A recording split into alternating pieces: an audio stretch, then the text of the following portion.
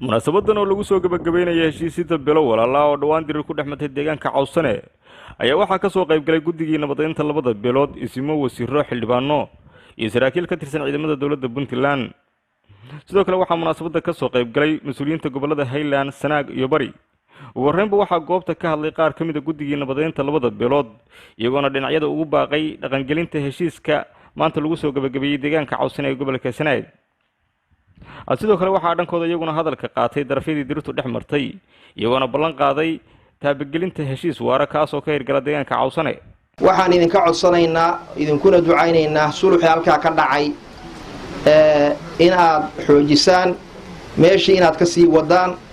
ilaahayna marxaanti buu ka yahay maanta ballanta halka laga qaadayo inta fadhidana waa ka marxaanti halka ballantaad ka qaadaysaan oo diyaarka u tiin ilaahayna ka ajar siiyay ilaahayna ballanta ha uga bixinina inta meesha fadhidana ballanta ha uga bixinina in ballanta la ilaaliyo heshiisyada la ilaaliyo waa diin waa waajib maanta waa saaran tahay insha Allah nabada la qaaday oo wanaagaayo la saxiixay oo la maartay halka maraysa cidii jabisa go'aan baa laga soo saaray go'aankaas waxa weeyeen isaga cidii sameysay in la soo qabto wiilkii sameeya oo intaas uu ku xad gudubta oo reerkiisa la soo qabto oo dadkiisa la soo qabto arintaasuna maaha arin kaliya ku saabsan reerka kaliya ku saabsan maaha waa arin lagu heshiiyay dadka badaqada joogay ku heshiiyeen weeyii waxaan rabnaa arinta wanaaga ah oo khayrka ah sida aan u qaadanay oo uga shaqaynay oo juhdiga ugu bixinay juhdigaas iyo waqtigaas iyo hantida la bixiyay iyo meel cidlaa dhicin aan muxuu ahay iswada garab taagno aan arinta gardaadino aan u noqono dadkii garabka iyo gaashaanka u noqon lahaa in nabadaasi waarto daahir cawsane buraan dhahar nin wala gurigiisa ku noqday intii nabadaasu dhacday waana wada degannahay guriga ka isku qabsan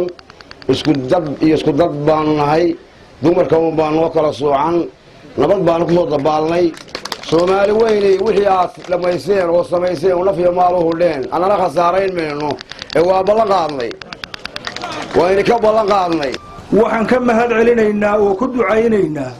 arrintii halkaan ka dhacday guud iyo gaarba waa u qaadanay waxa ogtiin dhulkeena xog u tihiin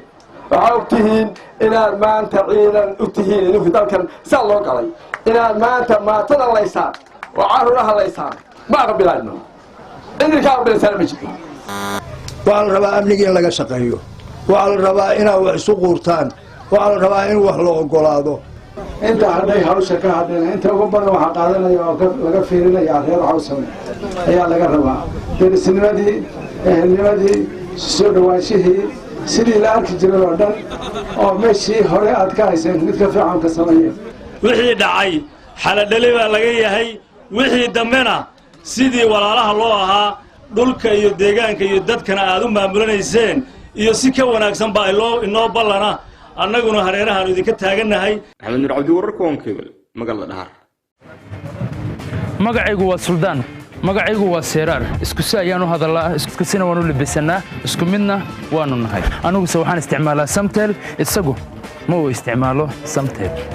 anigu in badan baan Samtel ku hadli karaa balse isagu sidaa ma samayn karayo warmaahay run miya waa runtay 24 saacadood waxaan ku hadlaa 2500 oo shilin oo waa bilaash bishii oo dhan waxaan ku hadlaa $5 oo kali ah caadi ma aha maxad mar hore igu sheegi weyday